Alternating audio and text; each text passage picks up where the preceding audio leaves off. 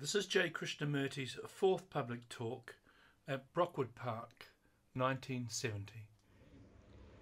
I would like to, if I may, talk about a great many things. First, as one observes what is going on right around the world, both economically and socially,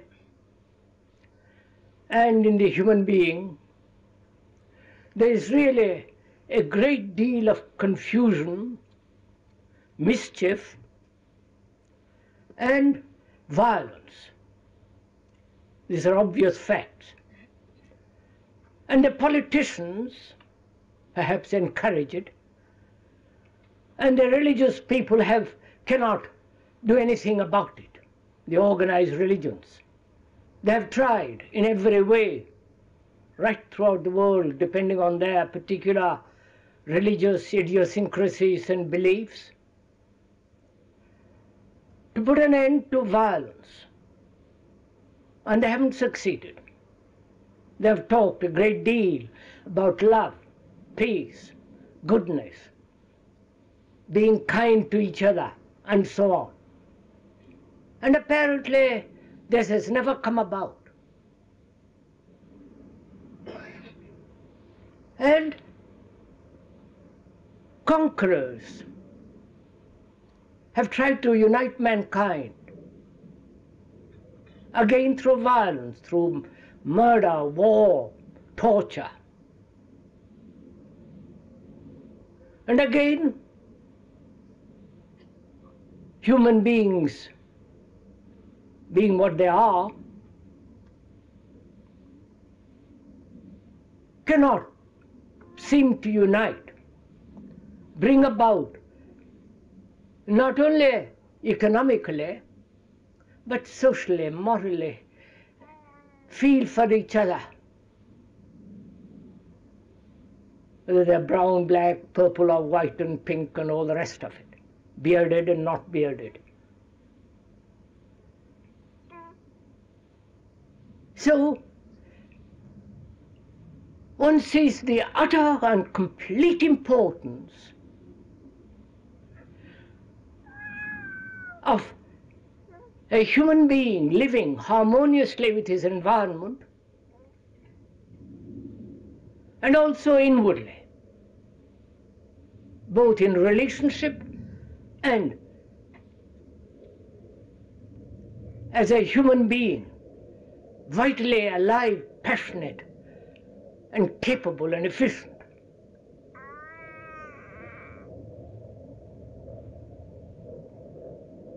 And it seems to me that's one of the major problems, if not the problem. I'm afraid it's going to be a choice between the baby and the speaker.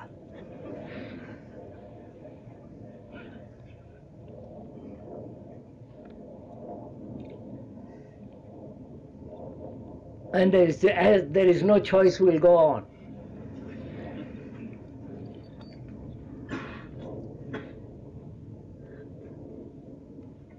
It is one of the most important questions to solve, to bring about a complete unity, a feeling of sense of not me,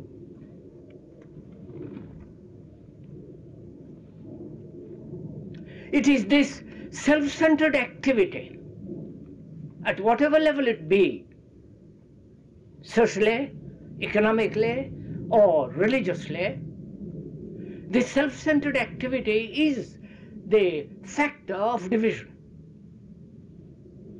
The me and the not me.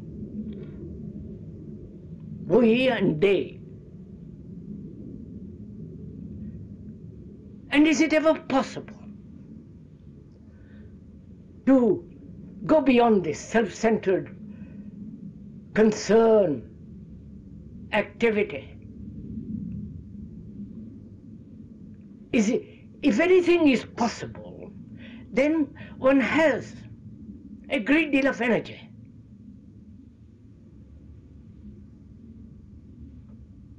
What wastes energy is seeing that it's not possible and just drifting. as most of us do, going from one trap to another.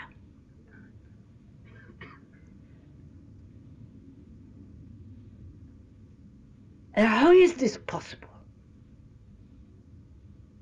How is a human being recognizing what he is, a great deal of the animal in him, aggression, violence, a great deal of stupid, mischievous activity, caught in various beliefs and dogmas and separatist theories and formulas, revolting against one particular system or establishment and falling into another establishment which he himself recognizes and doesn't call that conformity. So, seeing all that, what is one to do? This has been, I think, historically, as well as in every human being at least who is sensitive and alive, aware of the things that are happening around him, must inevitably ask,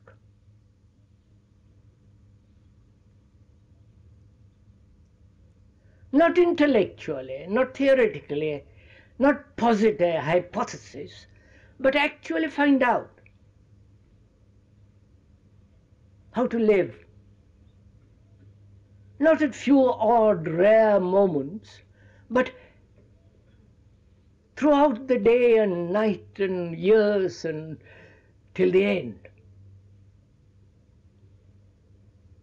A life that's completely harmonious, without conflict in himself and therefore with the world.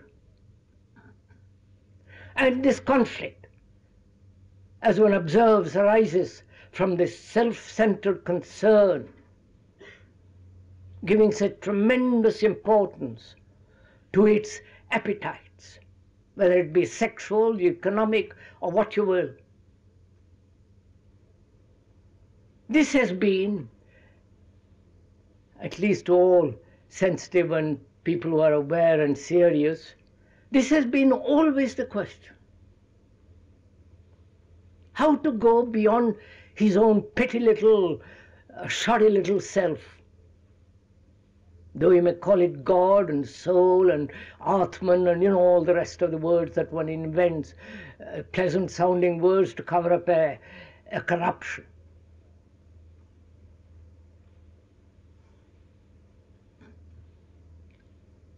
How is one to go beyond it?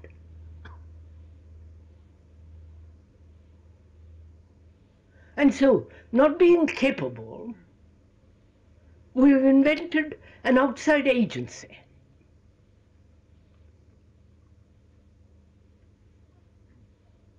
Which is environment. Change the environment, the social structure, the economic business, and man will inevitably also change. That has proved utterly wrong and false and untrue. The communists insist on that theory. And the religious people have said, believe, accept, put yourself in the hands of something outside of yourself.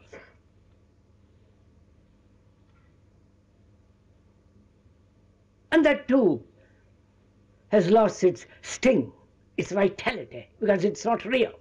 It's merely an intellectual invention, a verbal structure which has no depth whatsoever. And then one has tried to identify oneself with a nation, with a larger group, and that too has brought dreadful wars and misery and confusion. Ever bringing about division. Now, seeing all this, what is one to do? Escape to some monastery?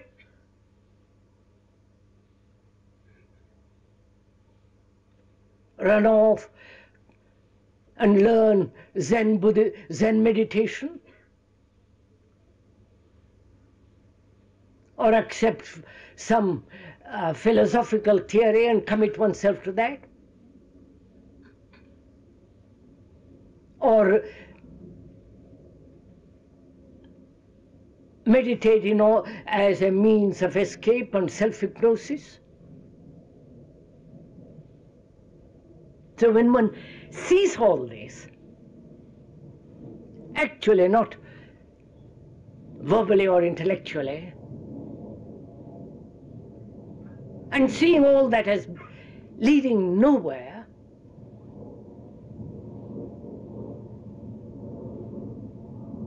doesn't one invariably throw aside all that?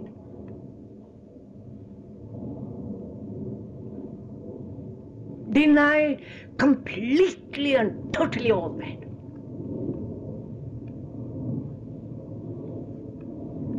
All the various forms of self-identification with something larger,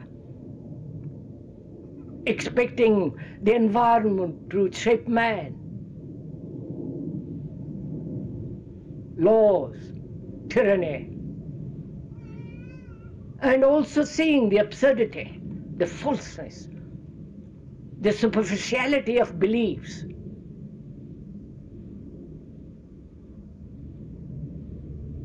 Noble or ignoble. Does one actually set aside all that?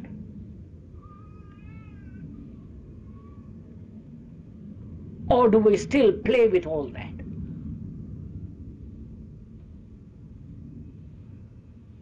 If one has,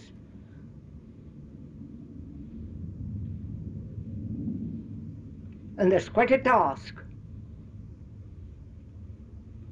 because that implies a mind that's completely capable of looking at things as they are, without any distortion, without any interpretation, according to one's like or dislike, seeing things actually as they are, both outwardly and inwardly. Then what takes place with the quality of the mind? The mind being not only the nervous organism, but also the whole brain with all its memories, experiences, knowledge, based on security, because the brain can only function efficiently, healthily, sanely, when it is completely secure.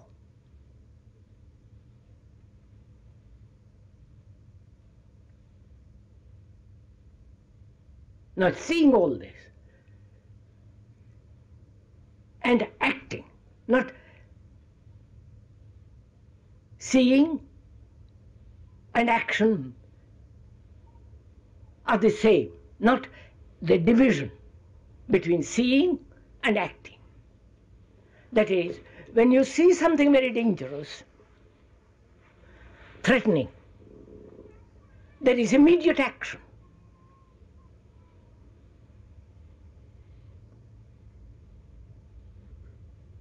In the same way, if you see all this that man has invented, that human beings have constructed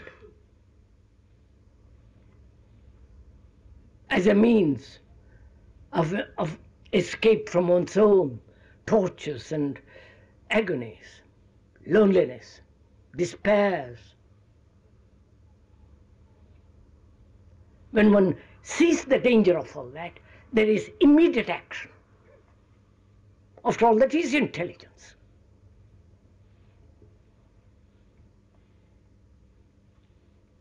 intelligence is the seeing of the danger and acting.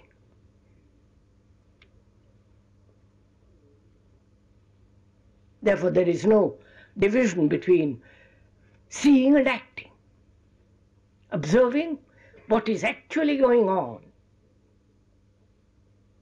both outwardly and inwardly.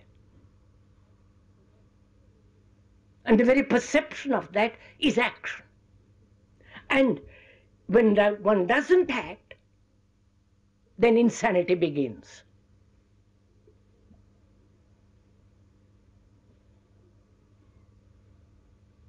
Then imbalance takes place. Then we say, I cannot do that. It's too difficult. What shall I do? I hope we are communicating with each other. That is, not only verbally, but actually seeing things as they are. So, meaning of this kind of gathering is not merely to spend a sunny morning in a rather uncomfortable seat in a tent, but rather to listen to, so that we find out what is true. Not according to the speaker or according to your own particular like or dislike or idiosyncrasy, but in talking over together, discovering for ourselves what is true.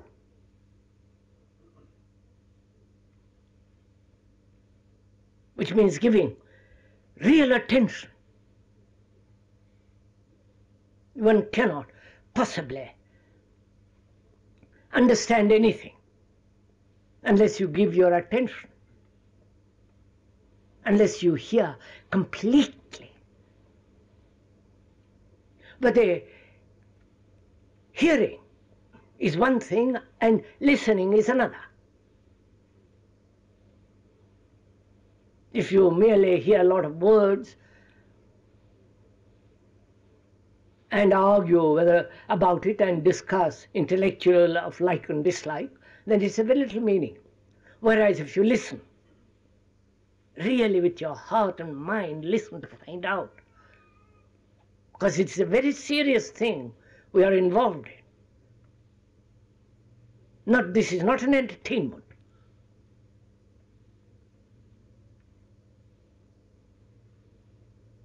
And as human beings caught in all this confusion, misery, and the appalling things that are going on in the world, for which we are responsible as human beings,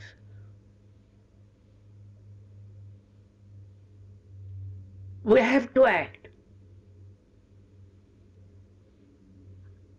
We have to do something. Not in Jordan, but where we are, as we are. And so one has to really understand what action is.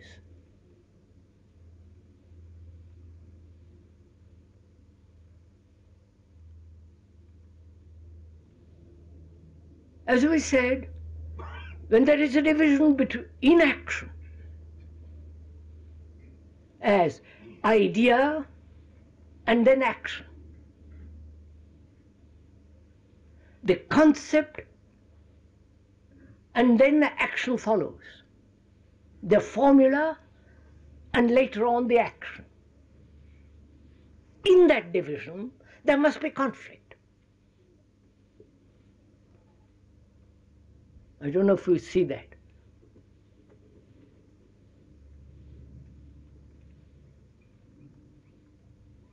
First, we have an idea, don't we? What we should do, what we should think. A concept.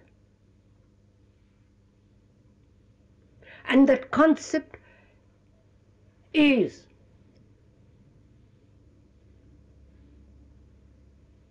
comes about through our conditioning.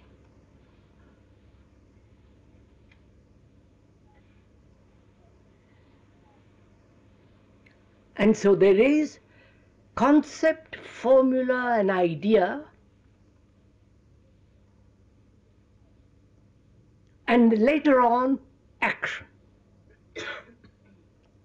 And therefore there is always conflict wherever there is division. I don't know if you are seeing this together.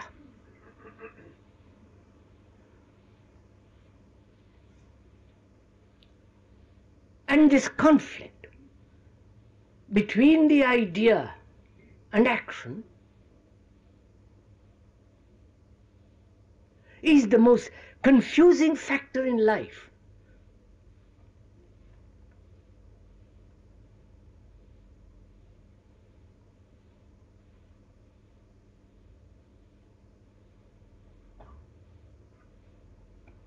And is it possible to act?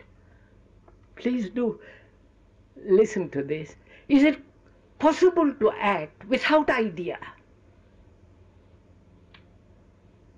The idea first and action later. Is it possible to act without the ideation taking place, which is the seeing and the acting together, which we do when there is great danger or a crisis? There is instant action.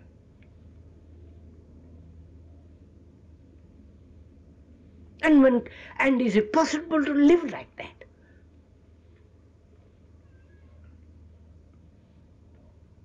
Which is a way of life of sanity.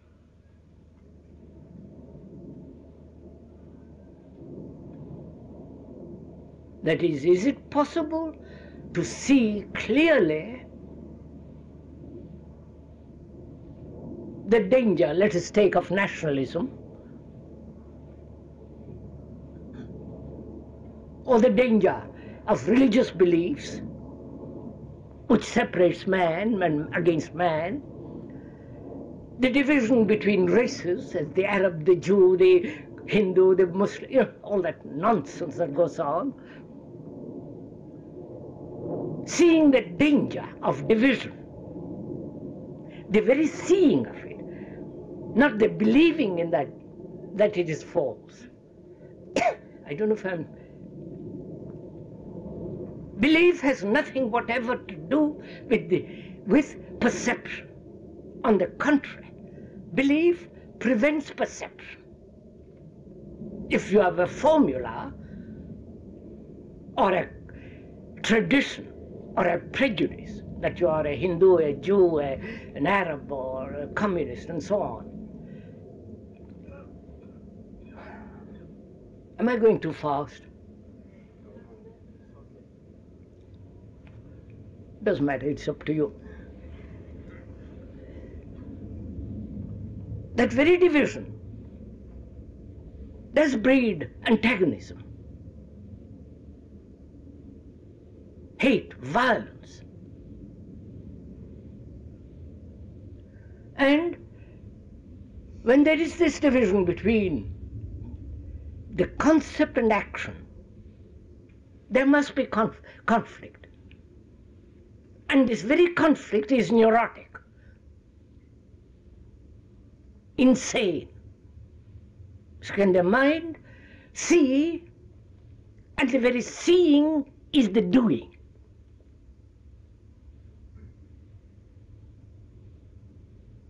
That demands attention. That requires an alertness of not only visual alertness, but a quickness of the mind, a sensitivity.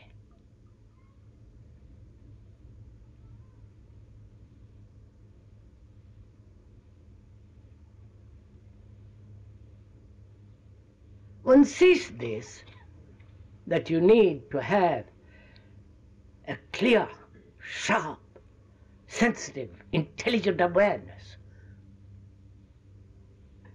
And then one says, how am I to get it,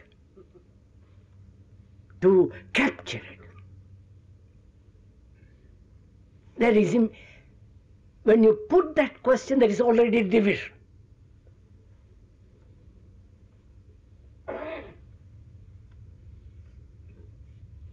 But whereas, when you see the actual fact of what is going on, and the very seeing of it is the action. I hope this is clear. Because after all, every form of conflict, inwardly or outwardly, there is no division as the outer and the inner. Every form of conflict is distortion. I don't think we realize this sufficiently clearly. We're so accustomed to conflict, struggle, and we feel when there is no conflict we are not growing, we are not developing, we are not creating, we are not functioning properly. We want resistance.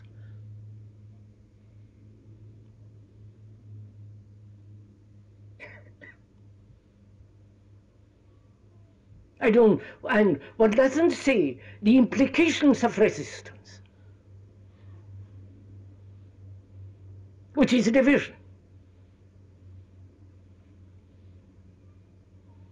So can the mind act without resistance, without friction,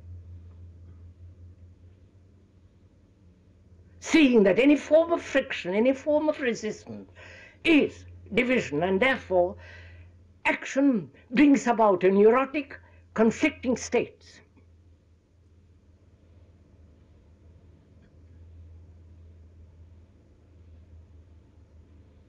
So when there is perception, observation, or seeing and acting, then the activity of the self-center comes to an end. I don't know if you see that.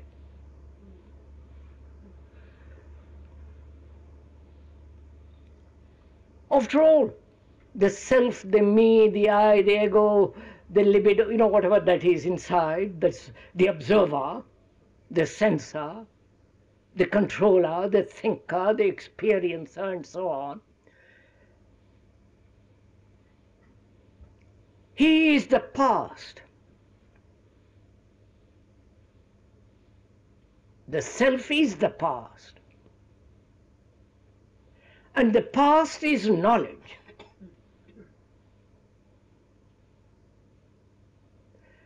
The self, the me, is the center of all knowledge, of this psychological knowledge, not the scientific knowledge or the medicine and so on.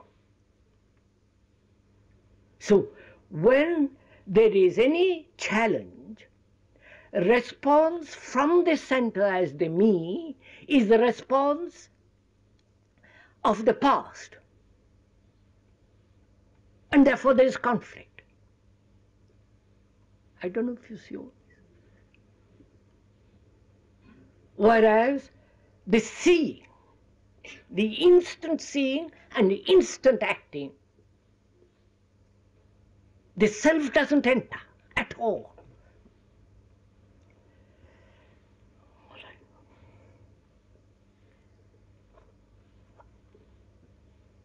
Therefore there is no division. The center, as the observer, is the Hindu, the Arab, the Jew, the Christian, the communist, and all the business. When he responds, it is the response of the past, response of his conditioning, is the result of thousands of years of propaganda, religious, social, whatever it is. And that which is the past, when it responds, must create division, inaction, and therefore conflict. Whereas when you see something very clearly in that, there is no division. I don't know, is this clear? You know, it's a great deal of fun to go into oneself, find out all this in oneself. You can't learn this from books, thank God.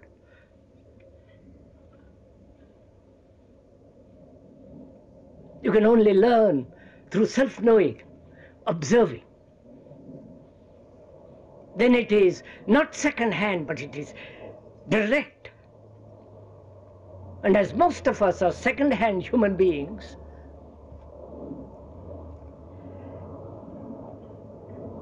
we find it awfully difficult to act without the me.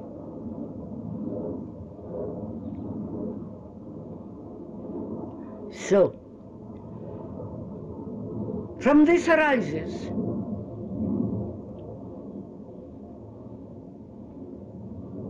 a further question, which is, can man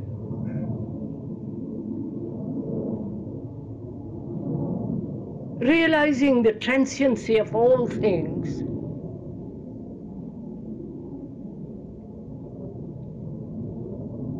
find something that is not of time? You understand?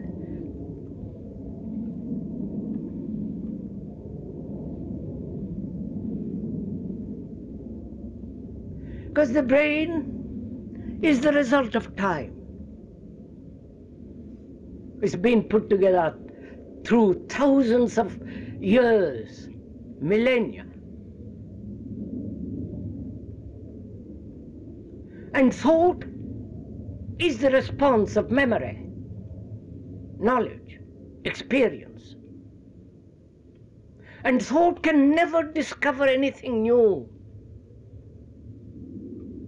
because thought is always the old.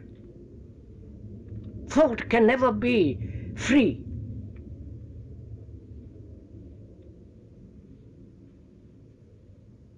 So anything that thought builds or thinks about is within the field of time. It may invent a God. It may conceive a timeless state, but it's still within the field of time because it's the result of thought, of the intellect.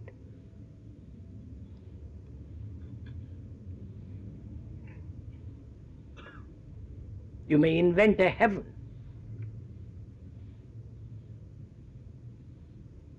but it's still the product of thought, and therefore of time, therefore unreal.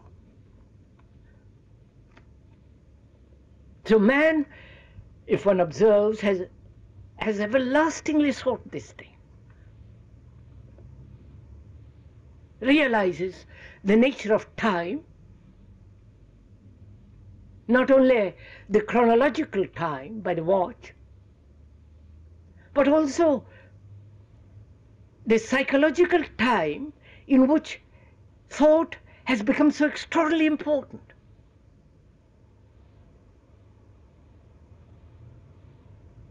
And man says, is there something beyond all this time structure?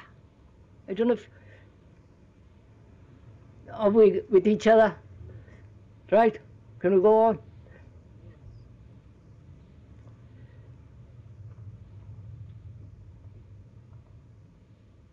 Man starts out to find this. Then he gets trapped in belief, through fear.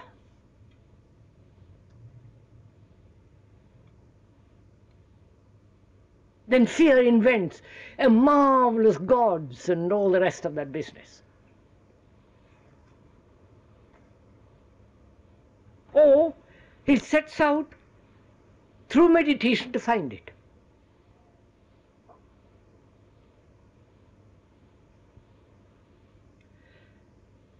Meditation,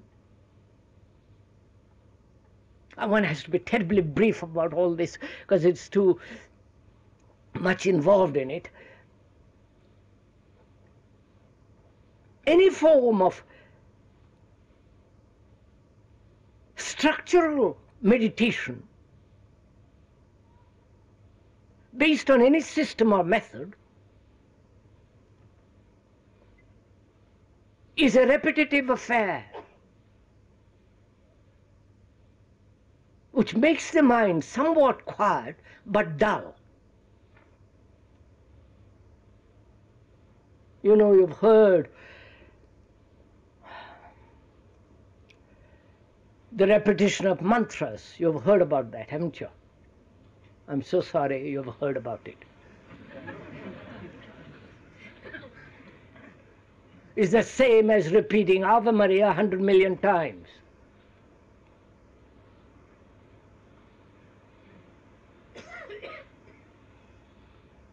And if you repeat something endlessly, you know what happens? Obviously, mind becomes extraordinarily mechanical, rather stupid, and flies off into some mystical, supernatural, transcendental something or other.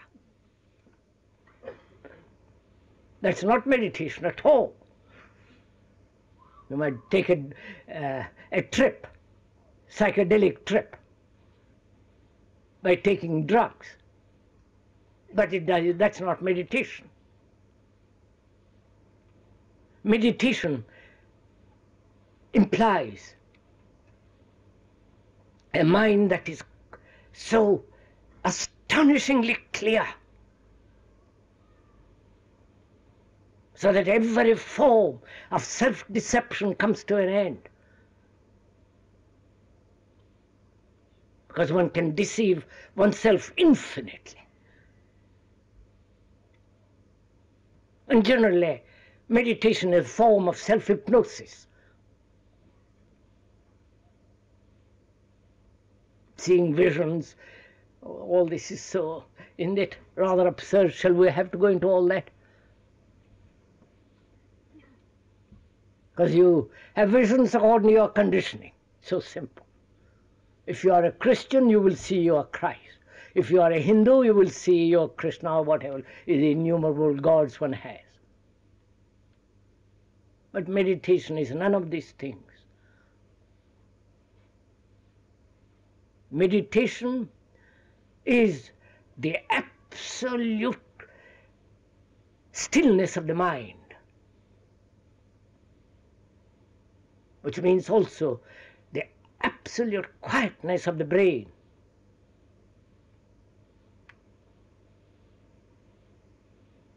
Which is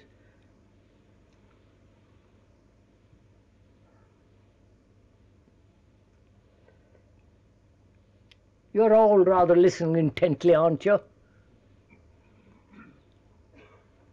I'm afraid by listening to what the speaker is going to say, you're not going to achieve this. There is no achievement at all, no gaining. You have to lay the foundation for meditation in daily life. How you behave, what you think, what you do.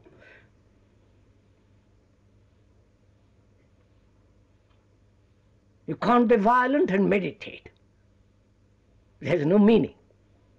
If there is fear of any kind, psychologically, any kind of fear, obviously meditation is a nice escape.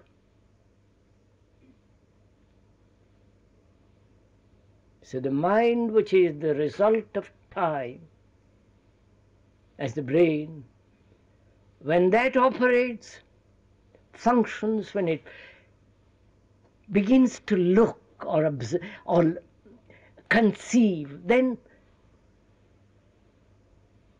thought is the past, and all its activities can be so deceptive. So meditation is the stilling of the mind,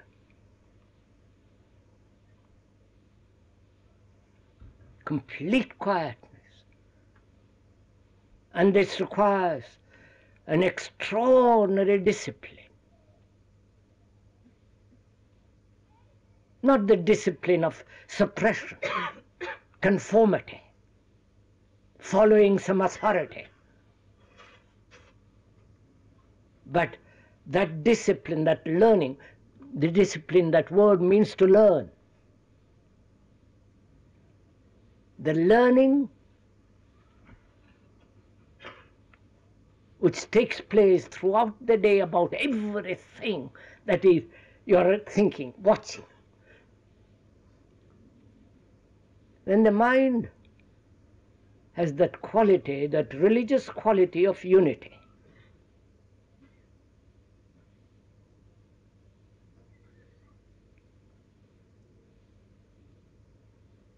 And from that, there can be action which is not contradictory. All this implies a serious person.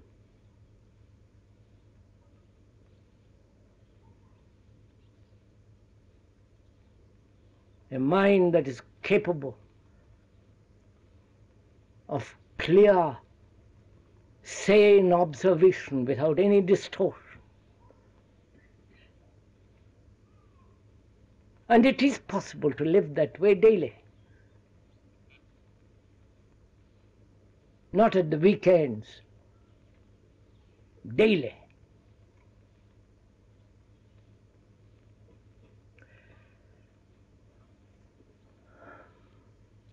And also there is a question in all this: what part does dreams play? Are you interested in all this? Shall I go on? Are you having fun?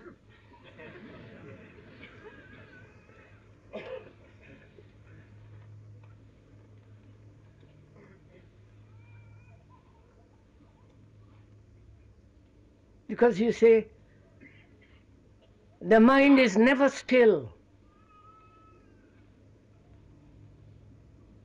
There is incessant activity going on. What goes on during the day continues during the sleep. The worries, the travail, the confusion, the misery, the anxiety, the fears, the pleasures goes on when one sleeps. Only there it becomes more acute.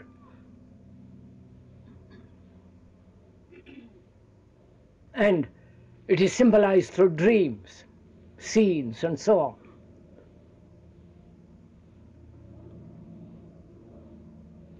Can the mind be completely still during sleep?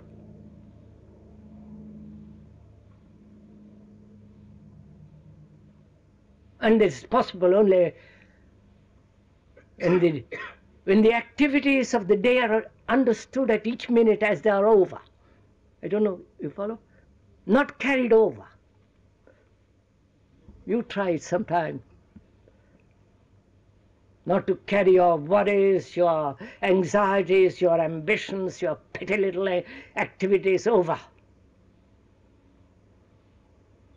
If you are insulted or praised, finish with it as it happens. So that the mind is constantly free from problems.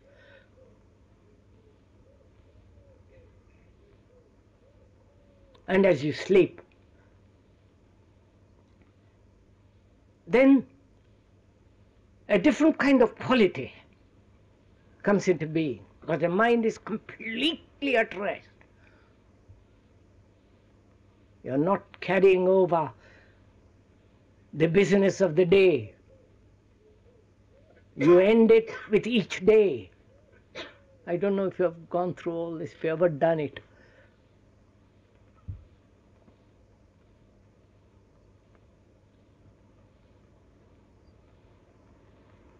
Then you will see meditation has that quality of a mind that's completely at rest.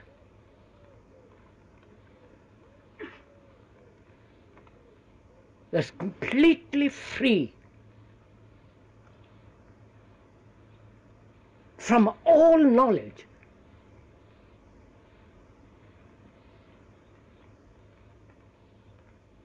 But such a mind uses knowledge.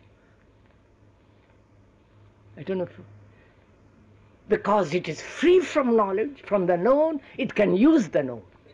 When it uses the known, it is sane, it is objective, impersonal, not dogmatic.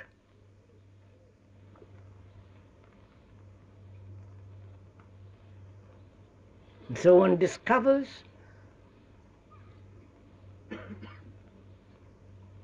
not one discovers, it happens that the mind in this silence there is a quality which is timeless.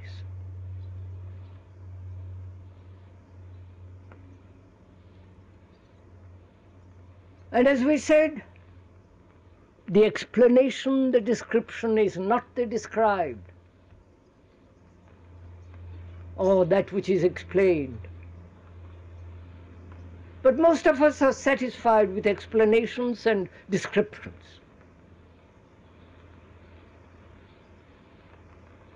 Which are words.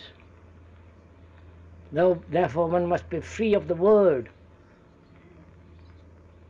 For the word is not the thing. And when one lives that way, life has quite a different beauty.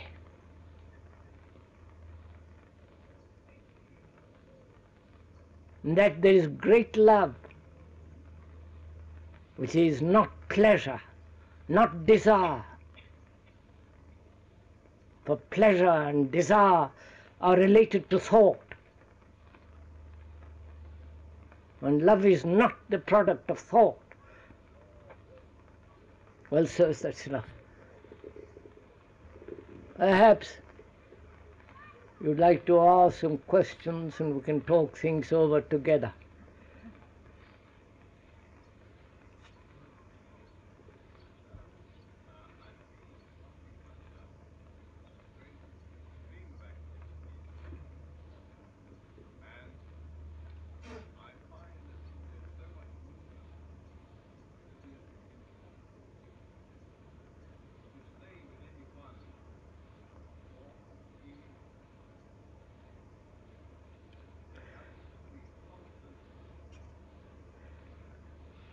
I'm afraid I can't quite hear, sir, what you're saying. I'm saying that when I observe myself, I see a very rapid movement of thought and feeling, and I am unable to watch one thought to its conclusion. Right, I understand, sir. I've got it. May I repeat it? Please correct me if I repeat something wrong. When I watch myself,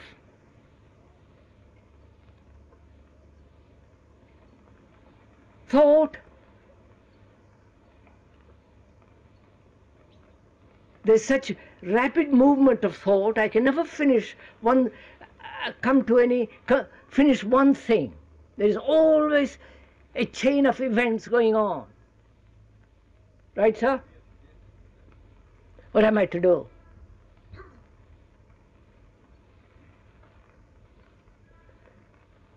I really don't know, do you?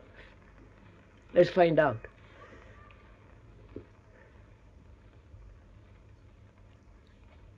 You watch yourself, And as you are watching, various thoughts arise. And if you think or try to understand one thought and go to its very end, as you're doing it, another thought arises. So there is this going on all the time, this movement. Right? What is one to do? What will you do?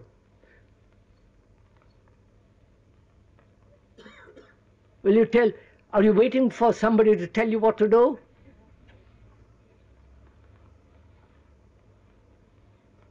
There is your problem. That as you are watching yourself, the multiplication of thought, multitude of thoughts, and you cannot finish one thought to the end. What is one to do? Go on, sirs. Huh? Does it matter? Does it matter? Does it matter? Oh, probably nothing matters in that sense.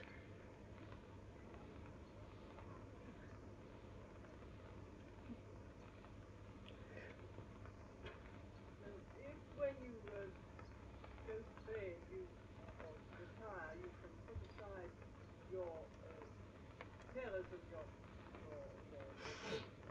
pleasurable thoughts or things that could just what can you put in there, please? Madam, Madam, we're trying to finish this question first. Yes.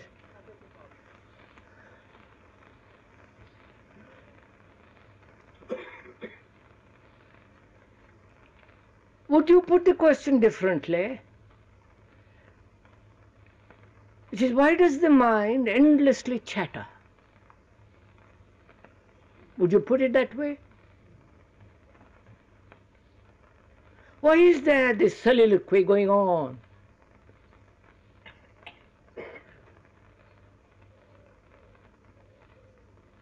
What happens if it doesn't go on?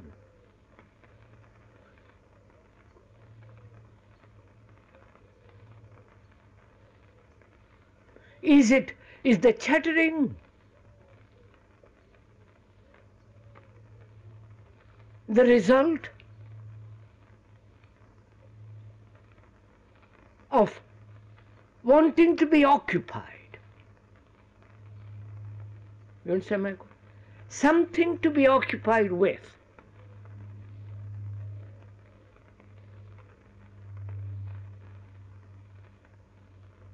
I think it's a sort of escape.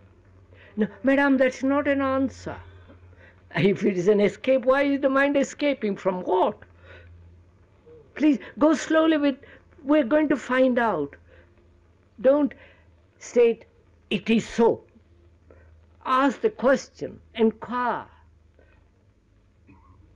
We chatter. Why? Because we're not aware of the moment we're in. That settles it. Is it because we can't bear the void of no self? We're going to find out, madam. Go slowly. You want to be occupied with something, don't you?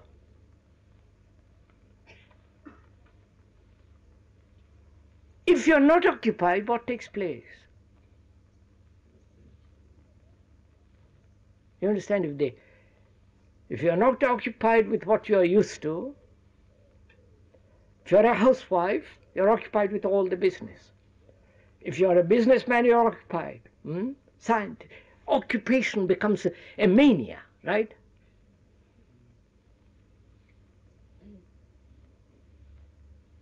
And why is the mind demanding occupation? Which is chattering, you follow? Why? Watch your own mind. Say, is this quite amusing and entertaining or fun to watch it? Why it chatters?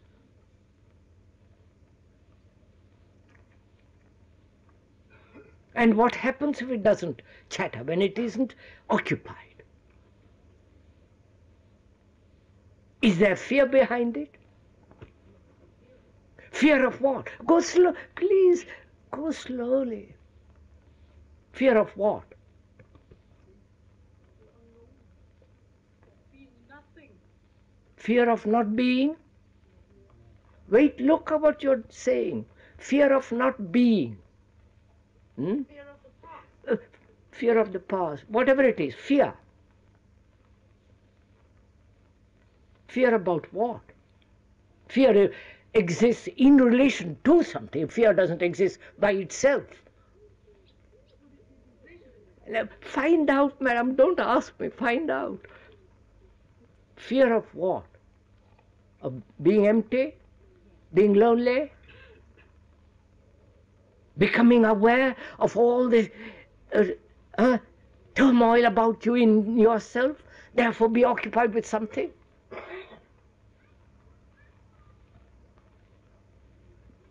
Like the monk, he is occupied with a book, with his ideas, with his gods, with his saviors, with his prayers. Because the moment he stops, he's just like anybody else. There's fear. So we want to be occupied. And this occupation implies a fear of finding out what we are. Right? Fear of our loneliness, of our ugliness, fear of our beauty, whatever it is. Until you solve that problem of fear, you will chatter. Right?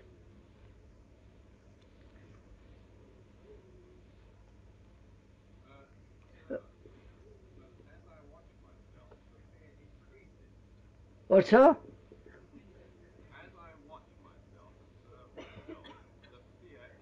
Right. As I watch myself, fear increases naturally. So the question is not how to stop the increase of fear, but rather, can fear end? You follow? What is fear? Please don't reply. Just go, let's learn, find out. What is fear? You may not feel fear now, because you're sitting here, you don't feel fear now. So perhaps you may not be able to take that and examine it and learn from it. But you can take immediately and immediately perceive that you depend, don't you? Right? Depend on your friend, on your book, on your ideas, on your husband, psychological dependency that is there constantly. Why do you depend?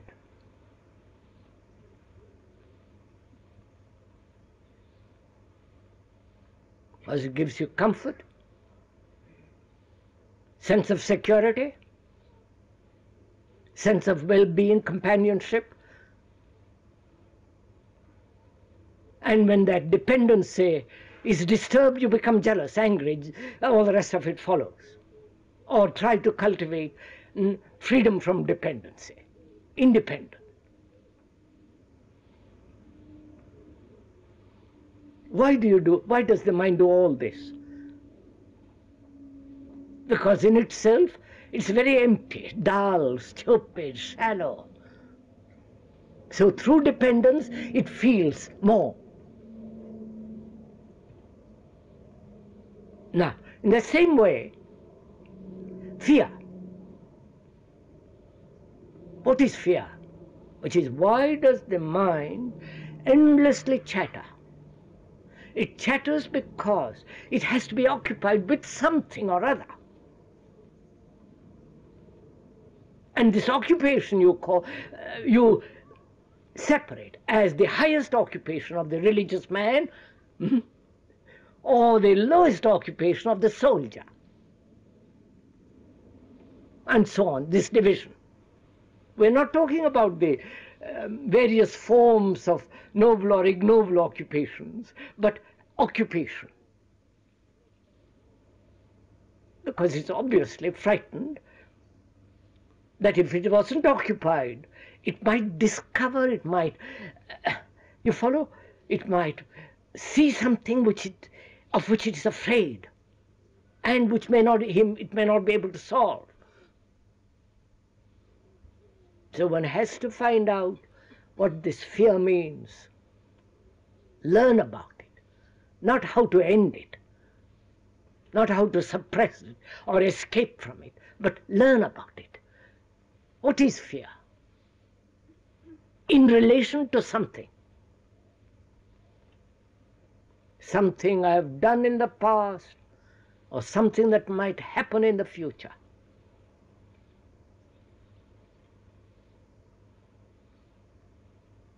The past incident and the future accident. The past illness and the future pain of it. Right? Now, what is this? What creates this fear? Thinking about the past and thinking about the future, doesn't it? So thought, right, breeds fear, right? Are we going together? Thought breeds fear. As thought sustains, nourishes pleasure. No? I have had marvelous food last night, and I would like to have it again. I had an extraordinary experience, a vision or whatever it is, and I want it again. So thought breeds both fear and pleasure, sustains both fear and pleasure, gives it a continuity. Right?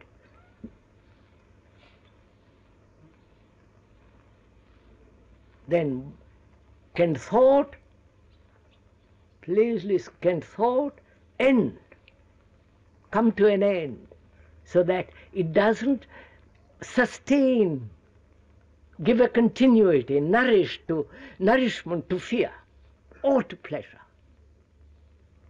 You see, we want pleasure. We want pleasure to continue, but fear, let's put it away. But we never see these two go together.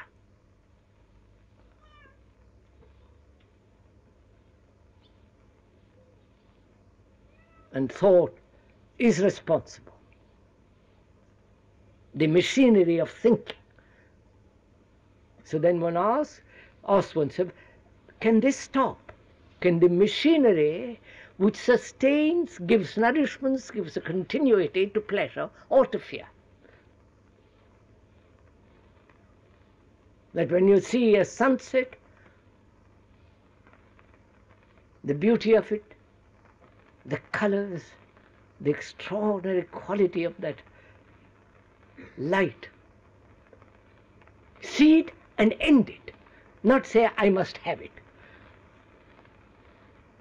You follow that to see it and end it is action.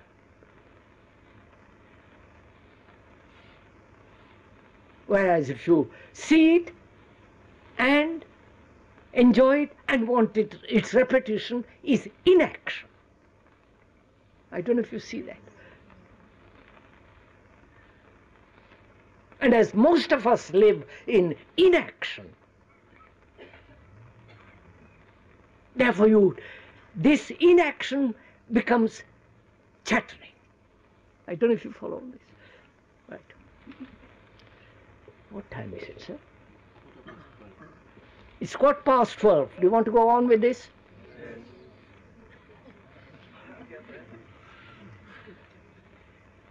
I hope you're also working as much as the speaker.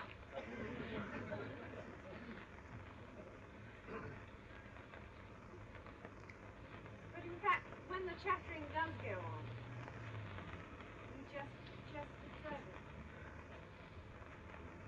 when the chattering goes on, do you just observe it?